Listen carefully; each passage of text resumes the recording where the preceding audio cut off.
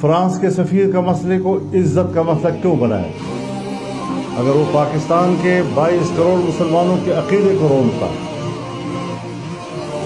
جناب رسول اللہ صلی اللہ علیہ وسلم کی توہین کا مرتکب ہوتا، تو پھر ان کو معلوم ہونا چاہیے کہ ہمارے نزدیک اپنے رسول اللہ کی عزت و ناموس اول، ہماری زندگی آباد ہے۔ اگر ہمارے پیغمبر کا ناموس محفوظ نہیں تو ہمیں زندہ رہنے کا کوئی حق نہیں۔ لہذا میں اعلان کرتا ہوں کہ فرانس کے سفیر کا جانا اب ہے، اور اب اس میں مصلحتوں کی کوئی گنجائش باقی نہیں ہے۔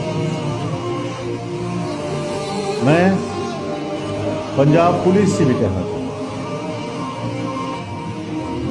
کہ وہ اپنے بڑوں کے وہ احکامات جو پوری دنیا میں ریاستی دہشت گردی کے زمرے میں آتی ہے، پنجاب پولیس اپنے افسروں کے احکامات کو تسلیم کرنے سے انکار کرتی ہے اور اپنے مسلمان بھائیوں پر گولی چلانے سے باز آتی ہے۔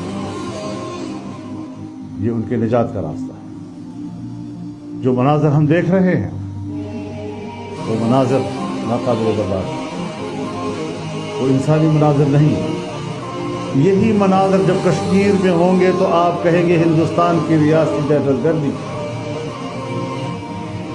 یہی صورتحال جب فلسطین میں ہوگی تو آپ کہیں گے اسرائیل کی ریاستی دہشت گردی۔ تو پھر اگر پاکستان کی ریاست اور اس کے ریاستی ادارے اور اس کی ریاستی قوتیں اپنی قوم کے اوپر اس طرح گولیاں چلاتی ہیں، بختر بند گاڑیاں ان کے اوپر چڑھاتی ہیں، تو کیا ہم ان کو ریاستی دہشت گردی نہیں کہیں گے؟